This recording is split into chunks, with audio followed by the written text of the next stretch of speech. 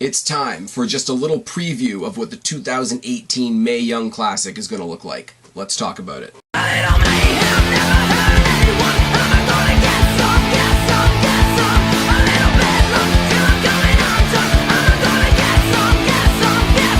What's going on, everybody? It's your buddy, it's your pal Spaz Phoenix, the YWC Reality Check, and that's right, it is time to talk about the Mae Young Classic. Now, the Mae Young Classic hasn't officially started yet, but they did have a qualifying match on NXT tonight being August 8th.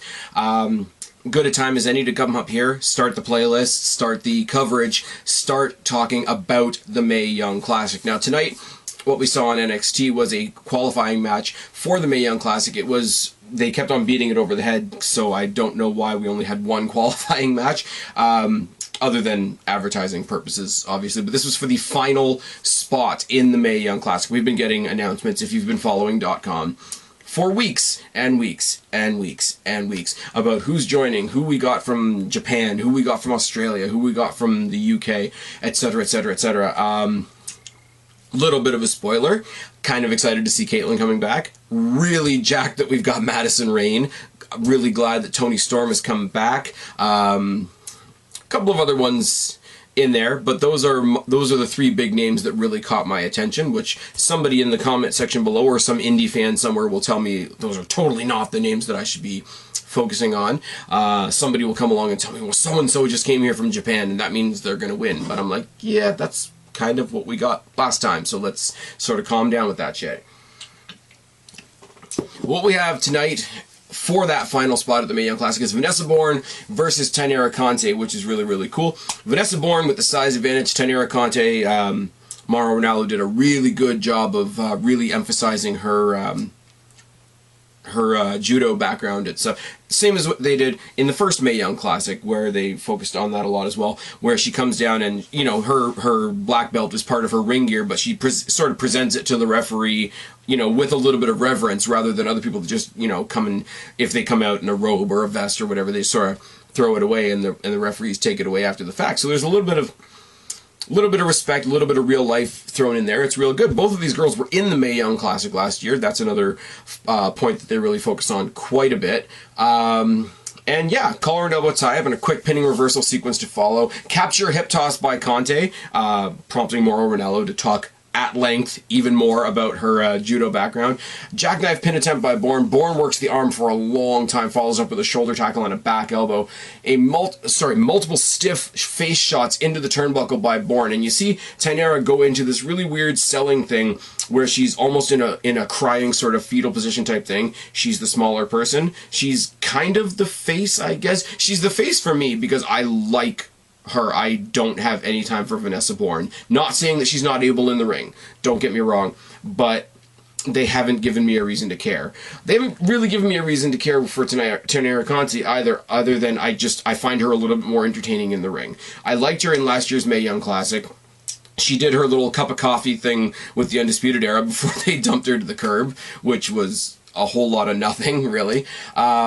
Modified Dragon Sleeper by Bourne. It was a Dragon Sleeper where she had her all the way flattened to the ground, which was really, really not something I'm quite used to, because I'm used to the way somebody like The Undertaker would do a Dragon Sleeper where you're standing, and part of that back arch is part of what the submission is like. But I imagine this version of a Dragon Sleeper would be more just the pressure on the throat and the pressure of just having somebody down and having nowhere to go. But she also, while she's in the Dragon Sleeper, she's also beating on her midsection. So that's, you know, two different ways of attacking somebody's breathing. I suppose if somebody's beating you in the midsection, you're not going to be taking full breaths. If somebody's got you by the throat, presumably with their arm and shoulder digging into your throat, you're not going to be breathing either.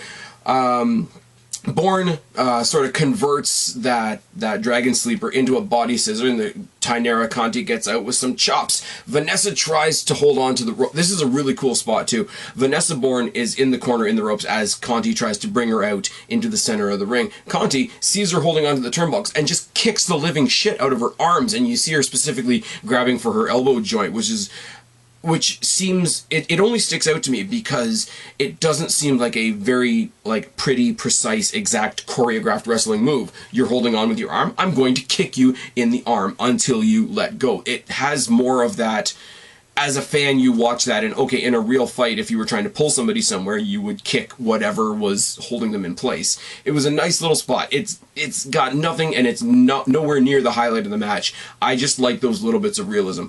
Overhead arm drag by Conti with a snap. Very, very similar to what we saw with Ronda Rousey and Alicia Fox on Monday Night Raw this week with those snap arm drags. Follows it up with an overhead snap suplex. Right hand by Bourne. Bourne attempts a crucifix, but Conti holds her. This is another one of those things that's really cool. Bourne, who's got the clear size and strength advantage, goes for the crucifix pin type of thing. Conti doesn't let herself get rolled up. Instead, she sort of counters and tornadoes her around, and it almost looked like... If you can imagine the way Abyss used to do the tilt-a-whirl into the side slam, she did a tilt-a-whirl and fell straight down, so it was almost a tilt-a-whirl Uranagi or a tilt-a-whirl rock bottom.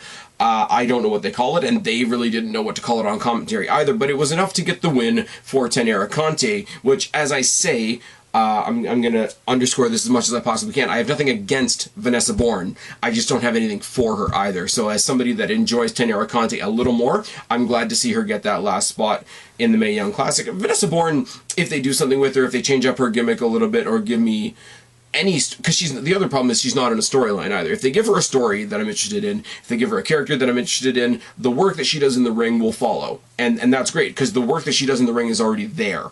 TAYNARA Conti... As I say, the one time they tried to do something with her was when they tried to do something with the Undisputed Era. I know they threw her in there for the women's Battle Royal at WrestleMania, which is another thing that they mentioned on commentary tonight. But I hope she gets a little more of a showcase. I hope they do something with the Mae Young Classic this year where the ones that were here last year get to focus a bit more, get to have that, you know, I've already been here once and I failed and I'm going to try again. Really shitty comparison. If anybody out there watches the show Ink Master, they talk the returning artists, and they always say, look, I lost this round and I made it this high in this round and I'm gonna come back this time. I want to see that type of thing from people like TAYNARA Conti. I want to see something like that from somebody like a Mercedes Martinez, or one of my personal favorites, obviously Toni Storm. I heard that Piper Niven is coming back as well. I want to see that same thing from her. This was a decent match. I mean, this was a single match wedged into an episode of NXT, so it wasn't as long as a particular Mae Young Classic match would be. It was a little something out there to get us ready for it, just to give the commentators a chance to talk about it, which was great.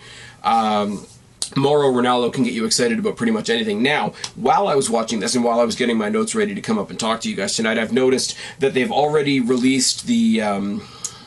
They call it the Parade of Champions, which I think is a stupid name because none of them have won anything yet, but it's basically the one-off sort of introduction to each one of the women that's going to be in the Mae Young Classic. They're not releasing that as like a little 20-minute thing on the WWE Network this time around. They've just put it up on WWE's YouTube channel. It is my intention to watch that in full and give you guys a little bit more of what I think of each guy each girl that's in the tournament and what I think is going to happen going forward. It is my intention to grab that video and do that for you guys at some point. I hope to be doing that sometime over the course of the next couple of days, but taking precedence over that will be the video for Off the Cuff that Kristen and I will be doing, where we're fantasy booking the Evolution pay-per-view, which is kind of on point because Evolution is where the finals of this tournament is going to be happening. So it all comes together, and it's all women's wrestling, and it's all good. This was a great match. My thoughts on Vanessa Bourne aside, if this is what we're going to see from this year's Mae Young Classic, I'm really excited. I hope you guys will come along with me for the ride, and that's about all I got. I've been Spaz, your YWC reality check. Subscribe up there, talk down there, start a conversation, keep all these conversations going. Don't be a stranger. I will talk to each and every last one of you later, but for right now, I am tagging.